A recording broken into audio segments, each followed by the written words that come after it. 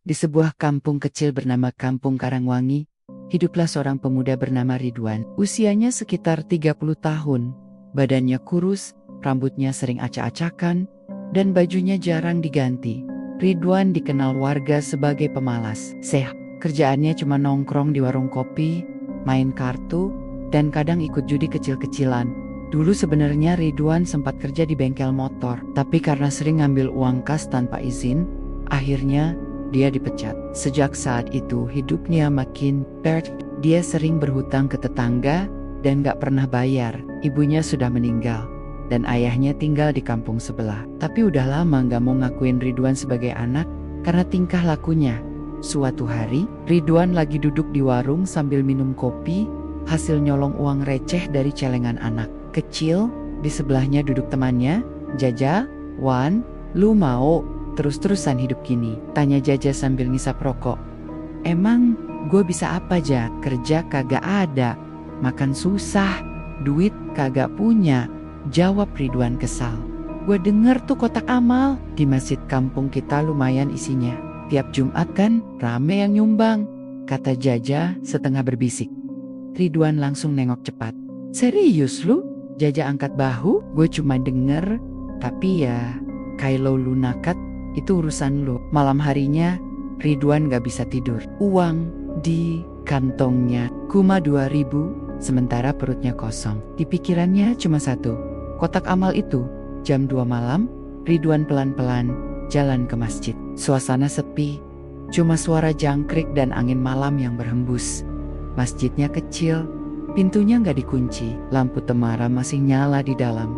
Dengan langkah cepat tapi hati-hati, Ridwan masuk. Di pojok masjid terlihat kotak amal kayu dengan tulisan infak untuk pembangunan masjid dan anak yatim. Ridwan celingak-celinguk. Setelah merasa aman, dia ambil linggis kecil dari jaketnya. Dengan beberapa kali congkel, kotaknya terbuka. Isinya lumayan, uang kertas puluhan ribu dan receh campur. Senyum puas mengembang di wajah Ridwan. "Rezeki, anak soleh," gumam Nia Sambi. Kabur keluar. Tapi belum jauh dari masjid, dia merasa ada yang aneh. Udara tiba-tiba dingin banget. Suara angin berubah seperti bisikan. Ridwan berhenti dan nengok ke belakang, tapi gak ada siapa-siapa. Dia mempercepat langkah, tapi suara bisikan itu makin jelas. "Uang itu bukan hakmu." Ridwan menoleh lagi. Tetap gak ada apa-apa. Dia lari sekencang-kencangnya ke kontrakannya dan langsung masuk, kunci pintu, dan duduk ngos-ngosan. Tapi malam itu jadi malam yang panjang, karena sejak mencuri kotak amal itu, hidup Ridwan gak akan pernah tenang lagi. Sejak malam itu, Ridwan mulai merasa hidupnya berubah. Awalnya dia pikir cuma sugesti karena habis ngambil kotak amal dari masjid. Tapi ternyata gangguan demi gangguan mulai muncul dan makin lama makin aneh. Besok paginya, Ridwan bangun dengan badan pegal semua. Padahal cuma tidur di kasur tipis seperti biasanya. Tapi kali ini dia merasa kayak habis dihantam orang sekampung. Sakit semua. "Aduh, ini badan kenapa ya?" gerutunya sambil meraih rokok dari atas meja. Dia nyalain rokok, tapi pas dihisap, rasanya aneh. Bukan pahit atau keras, tapi bau bangkai. "Wah, ini rokok apaan sih?" Ridwan lempar rokok itu ke lantai. Masih bingung, dia keluar rumah mau cari sarapan. Tapi waktu dia lewat depan rumah Bu RT, tiba-tiba ada anak kecil nangis sambil nunjuk ke arahnya. "Itu orangnya, Bu." Serem, matanya merah. Ridwan kaget. Dia belum enggopain-ngapain, tapi anak kecil itu nangis sejadi-jadinya. Ibunya langsung peluk si anak dan liatin Ridwan dengan pandangan sinis. Kamu apaan sih lihat-lihat gitu?" semprot Ridwan. Tapi Bu RT diam aja sambil sepat-sepat bawa anaknya masuk ke rumah. Ridwan makin kesal. Badan sakit, rokok aneh. Sekarang diliatin orang kayak penjahat. Tapi dia tetap jalan ke warung. Pas sampai warung, dia pesen nasi uduk. Tapi begitu suapan pertama masuk ke mulut, Ridwan langsung muntah. Kenapa, Wan?" tanya si penjual. Ridwan pegang perut. "Nasinya basi ya, Bu?" "Enggak lah, itu baru masak tadi subuh," jawab si ibu sambil heran. Tapi bagi Ridwan rasanya kayak makan tanah basah yang amis. Mulutnya mendadak bau darah dan lidahnya terasa kaku. Dia pulang dengan wajah pucat. Setibanya di kontrakan, dia langsung rebahan. Tapi belum sempat tidur, suara ketukan di pintu terdengar. Tok, tok, tok. Ridwan bangun, buka pintu. Tapi NGGAK, ada siapa-siapa. Dia duduk lagi. Baru 5 menit, tok, tok, tok, suara yang sama. Kali ini dia teriak. Siapa sih? Jangan main-main. Tapi lagi-lagi, nggak ada siapa-siapa. Malam harinya, gangguan makin parah. Ridwan mimpi, ada anak kecil pakai baju putih, duduk di pojok kamarnya. Anak itu nangis, lalu bilang, "Kenapa uangku kamu ambil, Bang?" Ridwan kebangun sambil teriak. Jantungnya berdetak kencang. Keringat dingin membasahi bajunya. Dia di sudut kamar, menggigil sambil muter-muterin tas plastik berisi uang curian. "Ini kenapa sih? Cuma nyuri dikit. Kenapa jadi begini?" gumamnya. Tapi Ridwan gak tahu, itu baru permulaan. Sejak malam mimpi itu, Ridwan jadi makin parno. Dia gak berani keluar rumah. Bahkan siang hari sekalipun, gorden kontrakannya ditutup terus. Lampu dinyalain 24 jam. Dan uang hasil curian masih dia simpan di kantong plastik bekas belanja diselipin di bawah kasur. Tapi meskipun sembunyi, gangguan itu gak berhenti. Hari ketiga, setelah dia mencuri, Ridwan mulai dengar suara-suara aneh dari bawah kasurnya. Malam-malam, pas suasana sepi, suara itu pelan banget tapi jelas. "Ridwan, uang itu bukan milikmu." Ridwan langsung lompat dari kasur. Mukanya pucat, keringat dingin keluar, kayak habis lari maraton. "Siapa? Siapa ngomong barusan?" Tapi gak ada siapa-siapa. TV mati, radio mati, HP-nya lowbat. Cuma dia sendirian. Di kamar, dengan tangan gemetar, dia buka kasur dan ambil kantong plastik uang itu. Tangannya dingin. Waktu dia buka, semua uang yang kemarin warnanya berubah jadi hitam legam, kayak gosong terbakar. Ridwan lempar uang itu ke lantai. "Astagfirullah, ini apaan?" Dia mulai panik. Akhirnya malam itu juga, dia niat buang uang itu ke sungai di belakang kampung. Jam 1 pagi, dia keluar bawa kantong plastik itu, jalan cepat-cepat lewat jalan setapak. Tapi anehnya, malam itu, suasana kampung jadi sunyi banget. Gak ada suara jangkrik, gak ada angin, gak ada apa. Sunyi, tapi bikin bulu kuduk berdiri. Waktu dia sampai di pinggir sungai, Ridwan buka kantong plastik itu, dan siap buang. Baru mau dilempar, tiba-tiba dari dalam kantong itu muncul suara jeritan anak kecil kenceng banget. "Yua!" Ridwan kaget sampai jatuh ke tanah. Kantong plastiknya mental sendiri dan jatuh ke tanah tapi gak pecah. "Gila, apa-apaan ini?" teriak Ridwan sambil lari terberit-berit balik ke rumah. Sampai di kontrakan, dia ngunci pintu rapat-rapat. Masih ngos-ngosan, tapi belum juga tenang. Dari arah belakang rumah terdengar lagi suara tok, tok, tok. Ridwan nekat lihat lewat celah jendela belakang. Dan di sana ada kotak amal. Ya, kotak amal masjid tempat dia nyuri dulu. Berdiri sendiri di tengah halaman belakang, kayak ada yang mindahin ke sana. Ridwan melongo. "Itu kotak amalnya. Kok bisa ada di sini?" Kotak itu kayak ngetawain dia. Nggak ada suara, tapi Ridwan merasa kotak itu ngelihatin dia. Tangannya gemetar, badannya lemas. Dia masuk ke kamar, meringkuk di pojok. Dalam hati dia mulai takut dan mulai sadar. Mungkin ini azab. Setelah kejadian kotak amal muncul di belakang rumah, Ridwan gak bisa tidur semalaman. Matanya merah, wajahnya pucat, dan badannya makin kurus. Dia udah kayak orang stres jalan mondar-mandir. Kadang ketawa sendiri, kadang yang gomal gak jelas. Pagi itu, Jaja teman nongkrongnya datang ke kontrakan karena heran Ridwan gak kelihatan beberapa hari. "Wan, lu ada di dalam gak?" teriak Jaja sambil gedor pintu. Dari dalam, suara Ridwan terdengar pelan, serak kayak orang sakit. "Pergi, Jah, gue udah dikejar." "Lah, lu ngelantur apaan sih?" "Sakit?" tanya Jaja bingung. Setelah beberapa menit, Ridwan buka pintu. Mukanya bener-bener kayak mayat hidup, rambut acak-acakan, mata merah, bibir pecah-pecah. "Masuk lu, tapi jangan lama-lama," kata Ridwan lemas. Jaja masuk, duduk, dan langsung mencium bau aneh. "Wan!" Lu nyimpen bangkai apa sih? Bau banget di sini. Ridwan nunjuk ke kasurnya. Itu uang dari kotak amal. Udah kayak bau kuburan. Caca langsung berdiri. Lu masih simpen uangnya? Gila lu. Ridwan garuk-garuk kepala. Gue mau balikin, Ja. Tapi tiap kali gue mau buang, suara-suara itu muncul. Ada yang ketawa, ada yang nangis. Kotaknya juga muncul lagi tadi malam. Jaja mulai merinding. Udah Wan, balikin aja ke masjid. Gimana pun juga, itu uang haram. Ridwan diem. Matanya, Sayu, gue takut. Gue ngerasa umur gue udah gak lama lagi. Malamnya, Ridwan coba nekat. Dia bungkus lagi uang itu, masukkan ke kresek hitam, lalu siap bawa balik ke masjid. Tapi belum juga keluar kamar, semua lampu tiba-tiba padam. Dor rumahnya gelap total. HP-nya pun mati sendiri. Lalu dari ruang tengah terdengar suara langkah kaki. Pelan tapi pasti. Tek tek tek. Ridwan kaku, napasnya berat. Dia peluk kantong plastik itu sambil mundur ke pojok kamar. Lalu suara anak kecil terdengar lagi.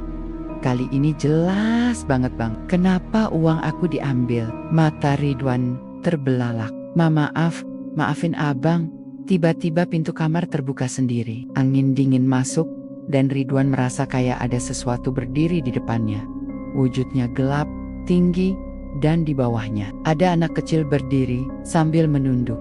Anak itu perlahan, wajahnya pucat, matanya bolong, dan mulutnya sobek sampai ke pipi. Uangnya udah kotor, nggak bisa dibalikin. Ridwan teriak sekeras-kerasnya, "Astagfirullah." Tapi suara jeritan itu langsung hilang dalam sekejap. Warga sekitar bilang, malam itu mereka dengar suara Ridwan menjerit, lalu sunyi. Paginya, Ridwan ditemukan meninggal di dalam kamar kontrakannya. Matanya melotot, lidahnya menjulur panjang, dan di sekeliling tubuhnya berserakan uang hitam hangus yang baunya seperti daging busuk. Kotak amal itu tiba-tiba muncul lagi di masjid dalam keadaan utuh, seperti tak pernah disentuh. Pagi harinya, kampung Karangwangi geger. Kabar kematian Ridwan cepat menyebar. Banyak yang gak percaya, soalnya seminggu sebelumnya dia masih nongkrong di warung kopi sambil ketawa ketiwi. Tetangga depan kontrakan Ridwan yang pertama kali curiga, tiap malam saya dengar suara teriak, tapi saya pikir dia lagi kesurupan atau mabuk. Katanya waktu ditanya warga, karena udah 2 hari, Ridwan gak kelihatan keluar. Akhirnya warga mutusin buat dobrak pintu. Mereka shock bukan main. Waktu lihat Ridwan udah terbujur kaku di pojok kamar, matanya melotot lebar. Lidahnya menjulur panjang keluar mulut. Dan tangannya masih menggenggam plastik hitam. Bau busuk menyengat banget. Ada beberapa orang yang sampai muntah di tempat.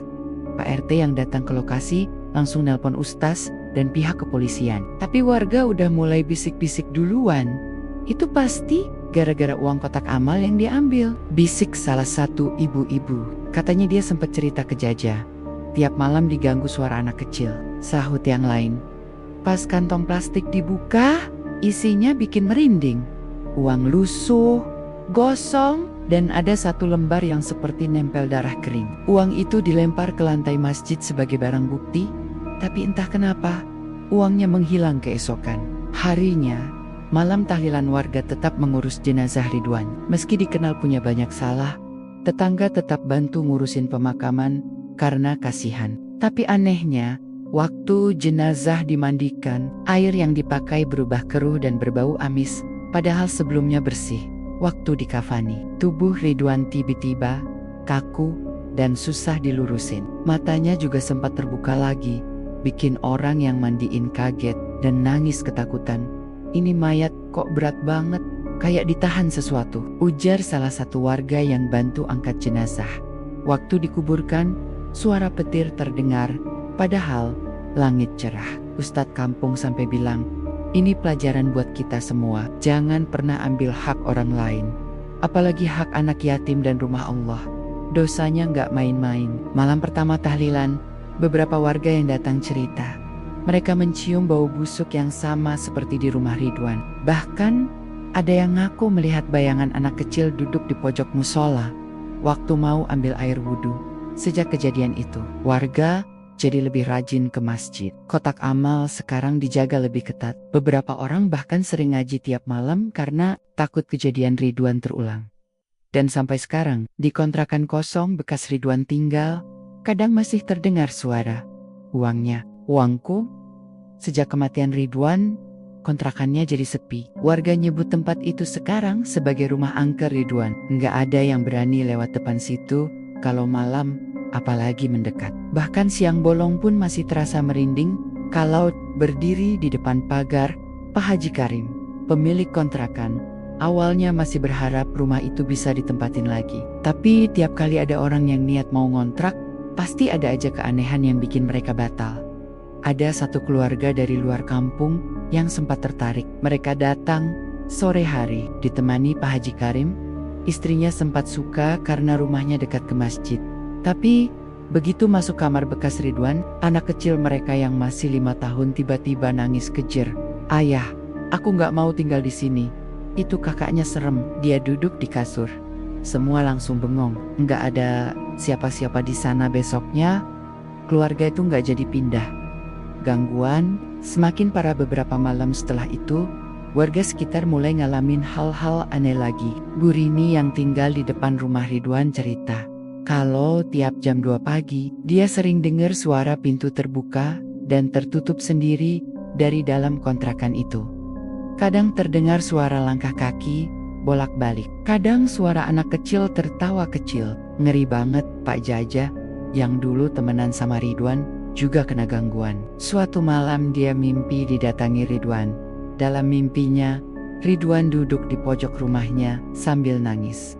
"Cak, gue nyesel, Jak. Tolongin gue kejebak." Waktu Jaja bangun, badannya langsung panas tinggi. Selama 3 hari dia demam. Dan tiap tidur mimpinya, selalu sama Ridwan datang dengan wajah makin rusak. Matanya merah, lidahnya tetap menjulur panjang. Akhirnya, Jaja cerita semuanya ke Pak Ustaz. "Saya takut, Ustadz, ini kayak bukan cuma mimpi." Pak Ustadz lalu ngajak beberapa warga buat ruqyah kontrakan itu. Malam ruqyah malam Jumat, beberapa orang datang ke kontrakan Ridwan.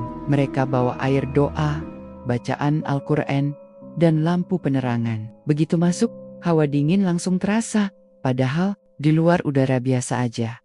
Pas bacaan ruqyah dimulai, lampu berkedip-kedip, dan pintu kamar terbanting sendiri. Suara angin ribut terdengar dari dalam, padahal semua jendela ditutup rapat. Tiba-tiba, terdengar suara anak kecil menangis, dan suara tawa lirih bersamaan. "Uang, uangku." Semua yang ada di sana langsung istighfar keras-keras. Hakbus terus membaca ayat kursi dan surat Al-Baqarah. Setelah beberapa saat, suara itu hilang. Tapi, di lantai kamar tiba-tiba muncul lembaran uang gosong 1 biji. Bau busuk langsung menyebar. Pak Ustadz ambil uang itu dan langsung membungkusnya dengan kain putih. Ini bukan sekadar gangguan, ini peringatan. Arwah korban kotak amal belum tenang, dan Ridwan belum bisa lepas dari azabnya. Malam itu semua pulang dalam diam. Kontrakan itu resmi dinyatakan gak boleh ditempati lagi. Warga pun sepakat, rumah itu akan dikunci dan hanya dijadikan tempat bacaan Yasin dan doa bersama setiap malam Jumat. Mereka percaya dosa Ridwan bukan cuma karena mencuri, tapi karena meremehkan uang sedekah yang seharusnya buat anak yatim dan pembangunan. Masjid sejak rumah Ridwan ditutup dan dijadikan tempat yasinan setiap malam Jumat, warga jadi lebih tenang. Gak ada lagi yang berani mekam-mekam dekat situ, apalagi anak-anak. Bahkan kalau main pun mereka dilarang mendekat. Tapi suatu malam Jumat, suasana kembali mencekam. Malam itu, Pak Haji Karim, pemilik kontrakan, datang ke rumah Pak Ustaz dengan wajah panik. "Ustadz, saya baru aja dari rumah itu. Gembok pintunya kebuka sendiri. Saya yakin saya kunci semalam," katanya sambil ngos-ngosan. Pak Ustaz kaget. "Loh, bisa kebuka sendiri gimana?" "Nggak tahu Ustadz. Saya cek pintunya udah kebuka. Padahal nggak ada yang pegang kunci selain saya." Akhirnya malam itu, mereka berdua ditemani 2 warga lain, Jaja dan Pak Darto, pergi ke rumah kontrakan Ridwan. Lampu depan mati, gelap, sunyi. Begitu masuk halaman, hawa dingin langsung menyambut. Angin semilir, tapi rasanya nusuk ke tulang. Pak Ustadz membuka pintu pelen-pelen sambil baca doa, dan Begitu pintu terbuka, semua lampu di dalam rumah menyala sendiri. Mereka saling pandang. Jaja langsung mundur satu langkah. "Ustadz, ini udah nggak beres." Pak Ustadz ngangguk. Dia buka kitab kecil dan mulai baca ayat-ayat pelindung. Mereka masuk pelen-pelen ke dalam, menuju kamar Ridwan. Dan disitulah mereka melihatnya. Seseorang sedang duduk di pojok kamar. Bajunya putih kotor. Rambut panjang menutupi wajahnya. Badannya bungkuk dan dia terlihat menggenggam sesuatu di tangannya seperti kantong plastik hitam. Pak Darto langsung mundur, hampir jatuh. "Pak Ustadz, coba tenang. Siapa kamu? Ini bukan tempatmu." Tiba-tiba makhluk itu mendongak. Wajahnya adalah Ridwan, tapi bukan Ridwan biasa. Matanya melotot tajam, lidahnya menjulur panjang, dan kulit wajahnya mengelupas seperti terbakar. Uangnya belum dibayar, dosanya belum lunas. Ridwan hantu itu berbicara pelan, tapi terdengar jelas. Setelah itu, dia menghilang begitu saja seperti asap. Di tempat dia duduk, hanya tersisa lembaran uang gosong dan setitik darah hitam. Semua di ruangan itu langsung keluar dengan badan lemas. Pak Ustadz menangis kecil. Dia belum bisa pergi. Arwahnya masih tertahan oleh dosanya sendiri. Harinya Pak Ustadz mengajak warga untuk bikin acara besar doa bersama, sedekah untuk anak yatim, dan bacaan surat Yasin di depan kontrakan Ridwan. Warga kumpul, makanan dibagikan, anak-anak yatim diundang, dan diberi santunan dari hasil patungan. Warga waktu doa selesai, angin besar tiba-tiba berembus. Aneh, tapi damai. Bau busuk yang biasa tercium mendadak hilang. Dan sejak hari itu, rumah Ridwan benar-benar tenang. Nggak ada lagi suara, nggak ada lagi penampakan, tapi tetap rumah itu dibiarkan kosong. Warga percaya itu pelajaran nyata bahwa mengambil yang bukan haknya, apalagi dari kotak amal, bisa membawa azab yang mengerikan, bahkan sampai setelah mati. Dan di depan rumah itu, warga menempel tulisan kecil, "Jangan ulangi kesalahannya." Ridwan sudah cukup jadi peringatan. Sudah beberapa bulan rumah kontrakan bekas Ridwan dibiarkan kosong. Warga udah anggap tempat itu keramat. Tapi makin lama, cerita-cerita horor dari situ malah bikin banyak orang penasaran. Sampai suatu hari, datanglah seorang pria muda ke kampung. Namanya Andre. Orang luar, dari kota, katanya mau kerja proyek pembangunan jalan. Dia cuek, orangnya gaya kota banget, pakai jaket kulit, motor gede, rambut klimis, dan omongannya seplos-seplos. Pas lagi ngopi di warung Bu Rini, dia denger warga ngomongin rumah kosong itu. "Ah, masa iya sih cuma karena arwah sampai rumah itu kosongin terus?" kata Andre sambil ketawa kecil. Pak RT yang duduk di sebelahnya langsung nengok. "Mas, itu rumah bukan rumah biasa. Banyak yang diganggu di sana. Tapi kalau dikunci dan udah dibacain doa-doa, kenapa nggak dipakai lagi aja?" tanya Andre penasaran. Pak RT geleng pelan, "Soalnya masih ada yang jaga, bukan manusia." Andre malah makin tertarik. "Saya ngontrak di situ aja deh, Pak, sekalian ngirit. Lagian saya kan cuma sementara di sini." Semua yang ada di warung langsung diam. Suasana jadi tegang. "Mas, saya saranin jangan," kata Bu Rini. Tapi Andre tetap nekat. Dia ngerasa cerita itu lebay. Paling juga cuma kisah kampung biar seram-seramen, pikirnya. Hari pertama tinggal sore itu, Andre resmi masuk ke kontrakan itu. Bawa kasur lipat, baju, dan speaker kecil. Dia muter lagu Karis Karas sambil bilang biar hantunya kabur. Waktu maghrib, warga lihat lampu rumah itu nyala terang. Tapi pas lewat jam 10 malam, lampu semua mati. Padahal aliran listrik normal. Malam yang aneh sekitar jam 1 malam, Andre mulai ngerasa gak enak. Dia ngerasa ada yang liatin dari balik jendela. Tapi waktu dicek keluar, gak ada siapa-siapa. Tiba-tiba lagu yang tadi dia putar menyala sendiri. Padahal speaker udah dia matiin. Lalu suara anak kecil terdengar dari kamar. "Bang, kenapa kamu ganggu rumahku lagi?" Andre kaget. Suaranya pelan, tapi dingin banget. Dia langsung berdiri, ngambil senter, dan buka kamar kosong. Tapi waktu dia noleh ke cermin di dekat lemari, dia ngelihat bayangan Ridwan. Matanya merah, lidah panjang menjulur, dan tubuhnya penuh luka. Andre teriak second ken Nia dan langsung lari keluar rumah tanpa bawa apa-apa. Cuma pakai sendal jepit. Pagi harinya warga nemuin Andre duduk gemeteran di depan warung Burini. Bajunya kotor, mukanya pucat. Dia cuma bisa bilang, saya salah udah ganggu rumah itu. Saya nggak percaya, sekarang saya percaya. Sejak kejadian itu, Andre langsung pulang ke kota. Motor dan barang-barangnya masih ditinggal di dalam rumah Pak CRT Belang. Itu rumah bukan buat ditantang. Ada sesuatu di sana yang belum selesai. Ridwan udah pergi, tapi bekas dosanya masih kuat. Dan akhirnya warga sepakat rumah itu akan dibongkar dan dibangun jadi tempat singgah anak yatim. Mereka percaya cara satu-satunya buat menghapus kutukan rumah itu adalah dengan menggantikan dosa. Ridwan dengan amal yang nyata. Setelah kejadian Andre kabur ketakutan, warga Karangwangi sepakat. Rumah bekas kontrakan Ridwan nggak boleh dibiarkan kosong terus. Mereka takut kejadian-kejadian aneh makin lama makin parah. Dan lebih dari itu, mereka ingin dosa yang pernah terjadi di sana ditebus.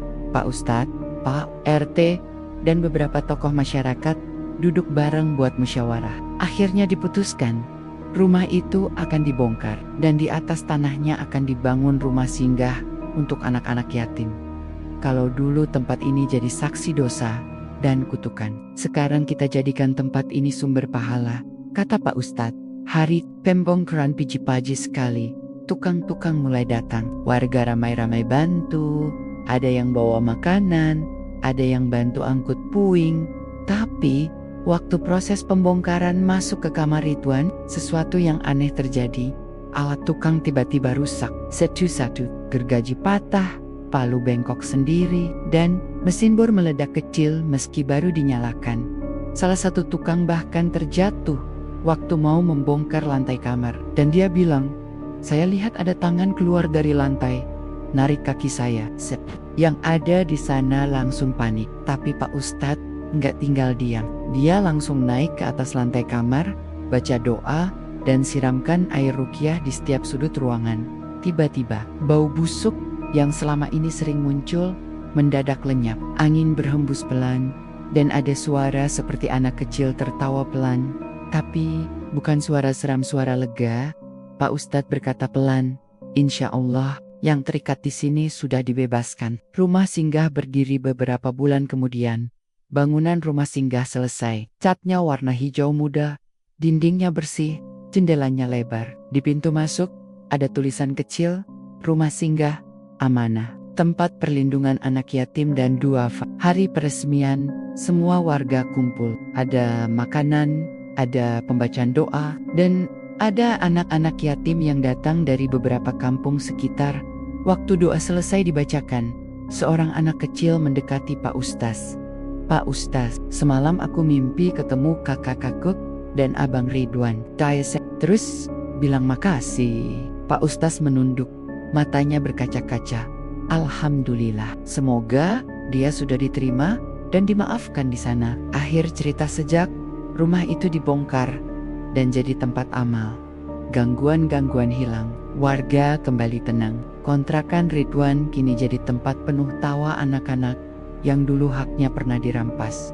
Kisah Ridwan jadi pelajaran yang selalu diceritakan ke anak-anak muda di kampung. Bukan buat nakut-nakutin, tapi sebagai pengingat bahwa uang sedekah bukan milik siapa-siapa. Itu hak orang susah, hak anak yatim, dan hak Allah. Jangan main-main. Kini, setiap malam Jumat, bukan lagi suara tangisan yang terdengar dari rumah itu, tapi suara ngaji dan doa anak-anak kecil yang berharap masa depan mereka lebih baik. Tamat.